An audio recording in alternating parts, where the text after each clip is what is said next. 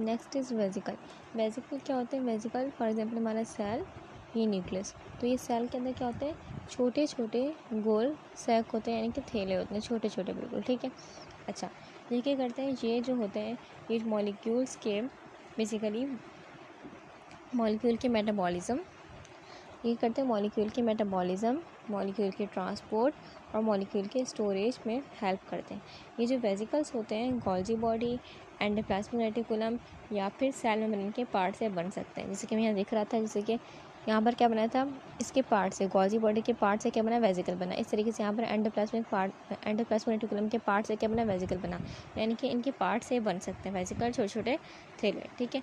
अब वेजिकल को उनके कॉन्टेंट, यानी कि वेजिकल को उनके जो अंदर जो चीज़ है उसके हिसाब से और उसके फंक्शन के हिसाब से हम क्लासीफाई कर सकते हैं। जैसे कि ट्रांसपोर्ट वेजिकल वो होते हैं जो कि क्या करते हैं? जो मॉलिक्यूल को सेल के अंदर, सेल था, इस सेल के अंदर एक जगह से दूसरी जगह ट्रांसफ़र करते हैं, उनको बोलते हैं transport vesicle. Next is lysosome. Lysosome क्या है? लाइसोसोम जो है वो सेल के अंदर छोटे छोटे गोल और मेम्ब्रेन से घिरी हुई सैक होते हैं। फॉर एग्जांपल हमारा ये सेल, ये न्यूक्लियस। तो लाइसोसोम भी क्या होते हैं? छोटे होते हैं और गोल होते हैं, ठीक है। अच्छा, ये क्या करते हैं? इनमें क्या होता है? इनमें पावरफुल क्या होते हैं? इनमें बहुत ताकतवर डाइजेस्टिव एंजाइम होते हैं। ये एंजाइम इतने ताकतवर होते हैं, फॉर एग्जांपल लाइसोसोम है, तो लाइसोसोम में बहुत ताकतवर क्या है? डाइजेस्टिव एंजाइम्स हैं, ठीक है। अब इतने ताकतवर एंजाइम है ये कि सेल के अंदर किसी भी चीज़ को, कोई भी चीज़ सेल के अंदर है उसको, जैसे कि खाना हो गया, फजूल चीज़ें हो गई, फूड हो गया, वेस्ट प्रोडक्ट हो गया, या फिर पुराने सेल का पार्ट, या सेल का कोई पार्ट पुराना हो गया, ठीक है, पुराना हो गया, तो इस सब चीज़ों को क्या कर देगा? तोड़ सकता है, ठीक है। अच्छा, लाइसोसोम का काम क्या क्या होता है? लाइसोसोम जो है हमारे पास का काम क्या क्या है? पहला काम क्या है कि खाने का, जो सेल के अंदर खाना आया है उस खाने का हज़म करना है। जब सेल अपना खाना अंदर ले लिया, सेल ने क्या कर लिया? अपना खाना अंदर ले लिया, तो लाइसोसोम क्या करेगा? ये लाइसोसोम है, तो लाइसोसोम क्या करेगा? लाइसोसोम के जो एंजाइम होंगे वो क्या करेंगे? इस खाने को तोड़कर छोटे छोटे मॉलिक्यूल्स में कन्वर्ट कर देंगे। छोटे छोटे इस खाने को तोड़ेंगे और आसान मॉलिक्यूल्स में कन्वर्ट कर देंगे, जिससे क्या हो जाएगा? एनर्जी रिलीज़ होगी। क्या रिलीज़ होगी? एनर्जी रिलीज़ होगी, या फिर नए पार्ट बनाने के लिए यूज़ कर सकती है, यानी कि एनर्जी रिलीज़ होगी या फिर छोटे छोटे टुकड़ों में कन्वर्ट कर देगी, ठीक है। इससे नए पार्ट बन जाएंगे। नेक्स्ट फंक्शन क्या है इसका? नेक्स्ट फंक्शन हमारे पास पुराने या फजूल पार्ट को तोड़ना, ठीक है। अब अगर सेल के अंदर कोई पुराना पार्ट हो गया या फिर ख़राब पार्ट हो, तो लाइसोसोम क्या करेगा? उस पार्ट को तोड़कर ख़त्म कर देते हैं। इस प्रोसेस को सेल अपने आप को साफ़ करते हैं, इसको हम बोलते हैं, ठीक है। सेल क्या करता है? अपने आप को साफ़ करता है, ठीक है। अब सेल का मारना, नेक्स्ट क्या है? सेल का मारना ऑटोलाइसिस। ऑटोलाइसिस क्या होता है? ऑटोलाइसिस होता है जब सेल मर जाता है, तो लाइसोसोम क्या करेगा? अपने एंजाइम को रिलीज़ करेगा, जो कि क्या करेगा? जो पूरे सेल को, फॉर एग्जांपल ये सेल था, ये सेल मर गया, तो सेल, ये इसने लाइसोसोम ने एंजाइम को रिलीज़ किया, पूरे सेल को क्या करते? छोटे छोटी पार्टिकल में तब्दील कर, छोटी छोटी चीज़ें बना देता है। इस प्रोसेस को ऑटोलाइसिस कहते हैं। क्या कहते हैं? ऑटोलाइसिस कहते हैं। इस वजह से लाइसोसोम को सेल का सुसाइडल बैक सैक भी कहते हैं, यानी कि सुसाइडल बैक सेल को ख़त्म करते हैं, ठीक है। नेक्स्ट हम बस ये पैदा होता है कि लाइसोसोम कहाँ पाए जाते हैं? तो लाइसोसोम जो होते हैं वो ज़्यादातर एनिमल सेल में होते हैं। कहाँ पर होते हैं? ज़्यादातर एनिमल सेल में होते हैं, ख़ास करके उन सेल में जो अपना खाना छोटी छोटी फूड वैक्यूल के ज़रिए लेते हैं, अपना खाना ले रहे होते हैं। अब ये गोल्जी बॉडी से बनते हैं, जहाँ पर एंजाइम को पैक करके लाइसोसोम बनाए जाते हैं। अच्छा, अब जो लाइसोसोम होता है वो सेल के अंदर साफ़ सुथरा काम करते हैं, यानी कि ये हर उस चीज़ को ख़त्म कर सकते हैं जो कि सेल के लिए ज़रूरी नहीं होती। इसलिए लाइसोसोम को हम सेल का क्लीनअप क्रू भी कहते हैं, साफ़ करने वाला क्रू, ठीक है, जो सेल को हेल्दी और फिट रखते हैं। यहाँ पर हमने बात की खाना, तो कौन से खाने की बात हो रही है भाई? यहाँ पर जो खाने की बात हो रही है उससे मुराद सेल का वो खाना या न्यूट्रिशंस हैं जो सेल अपने सर्वाइवल के लिए लेते हैं। इस खाने में कार्बोहाइड्रेट हो सकता है, प्रोटीन हो सकता है, लिपिड हो सकता है, ठीक है, या फिर दूसरे न्यूट्रिशंस शामिल हो सकते हैं। जब सेल अपना खाना बाहर से अंदर लेता है तो ये न्यूट्रिशन क्या करती हैं? फूड वैक्यूल में, सेल के अंदर फूड वैक्यूल उसमें स्टोर हो जाती हैं, ठीक है। लाइसोसोम के एंजाइम जो होते हैं इन फूड वैक्यूल में घुसकर इस खाने को तोड़ देते हैं ताकि सेल इन न्यूट्रिशन को आसानी से यूज़ कर सके। अब इस खाने से जो होती है एनर्जी हासिल होती है जो उसके फंक्शंस के लिए ज़रूरी है, सेल के फंक्शंस के लिए। और जब सेल अपने अंदर पुराने या ख़राब पार्ट या फजूल चीज़ें पाता है तो लाइसोम इनको भी तोड़ कर ख़त्म कर देता है ताकि सेल हेल्दी रहे। नेक्स्ट हमारे पास है वैक्यूल। वैक्यूल हमें दिख रहा है, वैक्यूल क्या होता है? बेसिकली वैक्यूल क्या है? वैक्यूल एक फ्लूइड फील्ड स्पेस है। सेल तो वैक्यूल, तो सेल वैक्यूल एक फ्लूइड फील्ड स्पेस है, यानी कि उसके अंदर क्या है? फ्लूइड है, कुछ लिक्विड जैसा है, ठीक है। एनिमल सेल में ये जो वैक्यूल होता है बहुत बड़ा होता है, बहुत एनिमल सेल में ये वैक्यूल जो तो बहुत बड़ा होता है, या फिर एनिमल सेल में जो ये वैक्यूल होता है या तो बहुत छोटा होता है या फिर बिल्कुल भी नहीं होता है, जबकि प्लांट सेल में बहुत बड़ा होता है। ये प्लांट सेल, तो प्लांट सेल में दिख रहा था कितना बड़ा वैक्यूल था और न्यूक्लियस साइड में आ गया जिसकी वजह से, तो वो वैक्यूल था, ठीक है। और प्लांट सेल में बड़ा होता है, एनिमल सेल में छोटा होगा या फिर बिल्कुल भी नहीं होगा, ठीक है। अच्छा, अब वैक्यूल का स्ट्रक्चर और फंक्शन। वैक्यूल का जो स्ट्रक्चर होता है, प्लांट सेल में वैक्यूल क्या करता है? प्लांट सेल में जो वैक्यूल होता है अक्सर एक बड़ा वैक्यूल होता है जो मेच्योर सेल का ज़्यादा वॉल्यूम घेर लेते हैं, इस वजह से हमारा न्यूक्लियस साइड पर आता है। अब ये वैक्यूल जो होता है मेम्ब्रेन से घिरा हुआ होता है, हमारा ये सेल प्लांट और ये वैक्यूल ये मेम्ब्रेन से घिरा हुआ है, यानी कि इसको एक मेम्ब्रेन ने कवर किया हुआ है, ठीक है। अब ये वैक्यूल जो होता है घिरा हुआ था मेम्ब्रेन से, उस मेम्ब्रेन को हम बोलते हैं टोनोप्लास्ट। क्या कहते हैं? टोनोप्लास्ट। मेम्ब्रेन को हम कहते हैं टोनोप्लास्ट, ठीक है। अब टोनोप्लास्ट जो होती है वो सिलेक्टिवली क्या होती है? सिलेक्टिवली परमेबल मेम्ब्रेन होती है, यानी कि क्या करती है? कुछ चीज़ों को वैक्यूल के अंदर आने देगी और कुछ चीज़ों को वैक्यूल के बाहर जाने देगी, यानी कि कुछ चीज़ों को सिलेक्टिव, ठीक है। अब सेल सैप क्या होता है? सेल सैप जो होता है वो वैक्यूल के अंदर होता है। वैक्यूल के अंदर हम बोल सकते हैं वैक्यूल के अंदर एक लिक्विड होता है, ये वैक्यूल है, इसके अंदर एक लिक्विड होगा, उसको हम बोलेंगे सेल सैप, ठीक है। सेल सैप में पानी होता है, क्या क्या होता है? वाटर होता है, हमारे पास मिनरल्स होते हैं, मिनरल सॉल्ट्स होते हैं, शुगर होता है और अमाइनो एसिड शामिल होते हैं इस सेल सैप में। अब ये जो सेल सैप होता है वो प्लांट की ग्रोथ और उसके फंक्शन के लिए बहुत ज़रूरी है, ठीक है। हमारे पास जो वैक्यूल है इसका रोल क्या है, इसका किरदार क्या है? वैक्यूल में कहते हैं, वैक्यूल में एंजाइम होते हैं। इसमें क्या होता है? इसमें एंजाइम होते हैं, वो जो एंजाइम होते हैं जो लार्ज मॉलिक्यूल को तोड़कर छोटे मॉलिक्यूल में कन्वर्ट कर सकते हैं। इस प्रोसेस को हम कहते हैं हाइड्रोलाइसिस।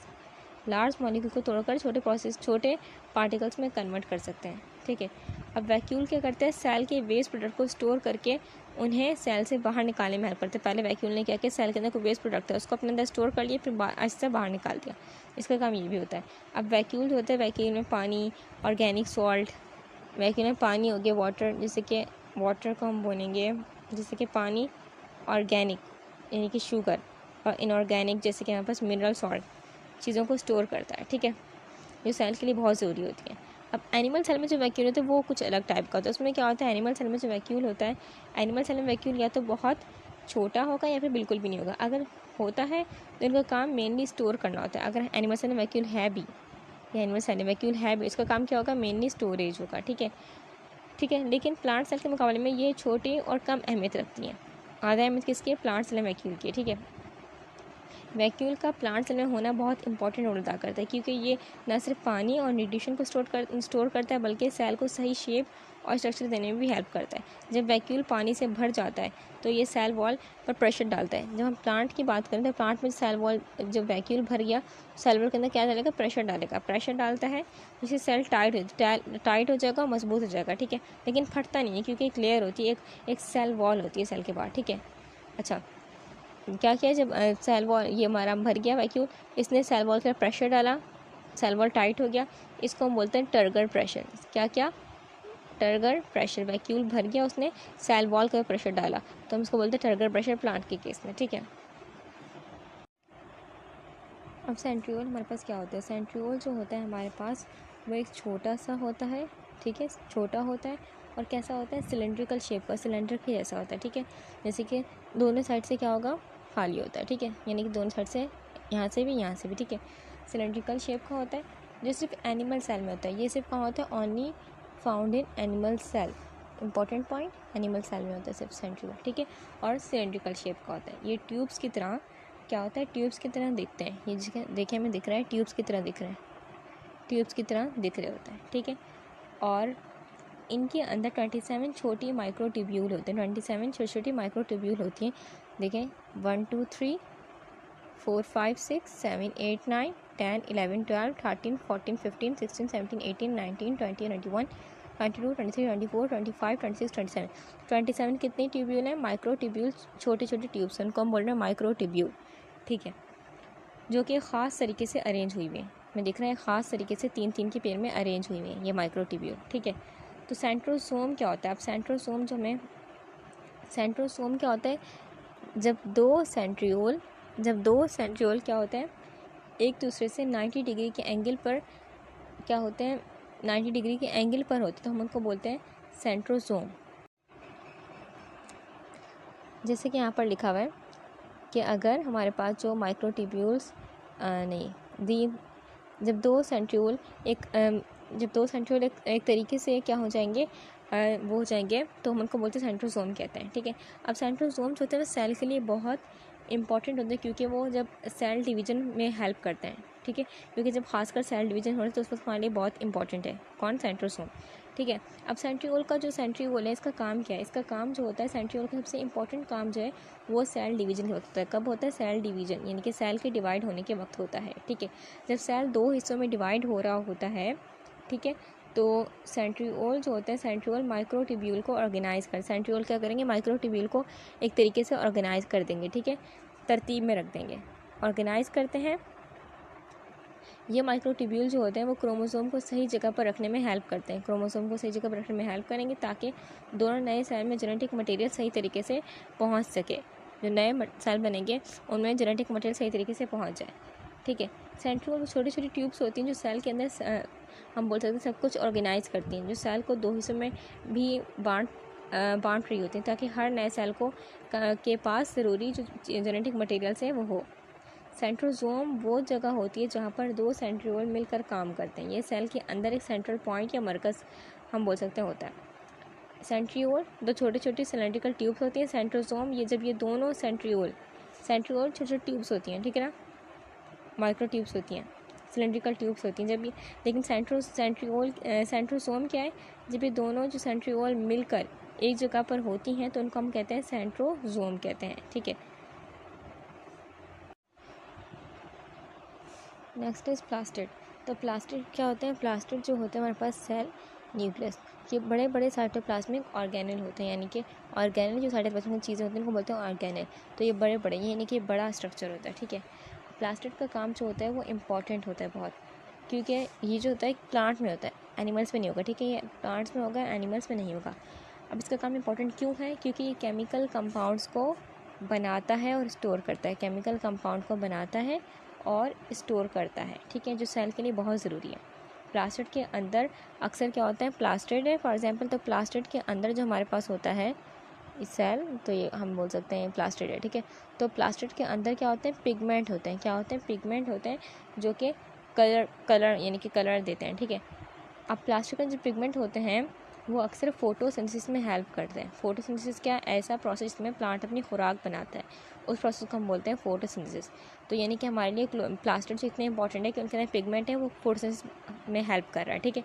अगर प्लास्टिड नहीं होगा तो अल्टीमेटली प्लांट को खाने मिलेगा और प्लांट मर जाएगा, हम बोल सकते हैं, ठीक है।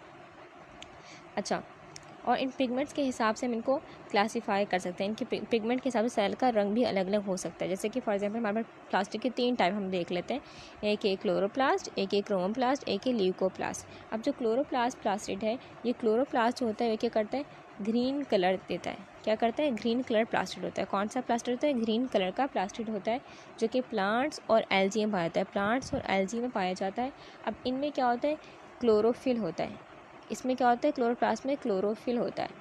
अब ये क्या है? क्लोरोफिल, इनमें क्लोरोफिल पिगमेंट होता है जो कि फोटोसिंथेसिस में हेल्प करता है, ठीक है, यानी ये प्लांट को अपना खाना बनाने में हेल्प करता है। Next is chromoplast. क्रोमोप्लास्ट क्या होता है? ये अब ये जो होता है, ये प्लास्टिड वो प्लास्टिड है जो कि रेड, ऑरेंज, येलो पिगमेंट को रखते हैं। अब ये जो प्लास्टिड है हमारे पास, क्रोमोप्लास्ट प्लास्टिड, ये कहाँ कहाँ हो सकता है?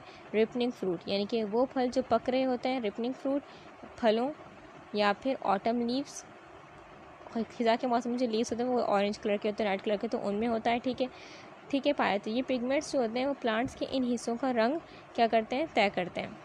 Next is leucoplast. तो ल्यूकोप्लास्ट कैसा होता है? ल्यूकोप्लास्ट वो प्लास्टिड है जो कि बिल्कुल कलरलेस, यानी कि कोई कलर नहीं है उसमें, ठीक है, बिल्कुल कलरलेस बेरंग होता है, ठीक है। अब इनका काम ज़्यादातर क्या होता है? फूड या स्टार्च को स्टोर करना होता है। फल को या फिर स्टार्च को स्टोर करना होता है, स्टोर करके रखना होता है। अब क्लोरोप्लास्ट की अहमियत क्या है? क्लोरोप्लास्ट प्लांट के फूल वगैरह को रंग देता है, और क्रोमोप्लास्ट की पिगमेंट की वजह से ही ये सब कुछ होता है। क्रोमोप्लास्ट जो होता है वो स्पेशल ऑर्गेनेल होते हैं जो कि क्या करते हैं, जो प्लांट के रंग को कंट्रोल करते हैं।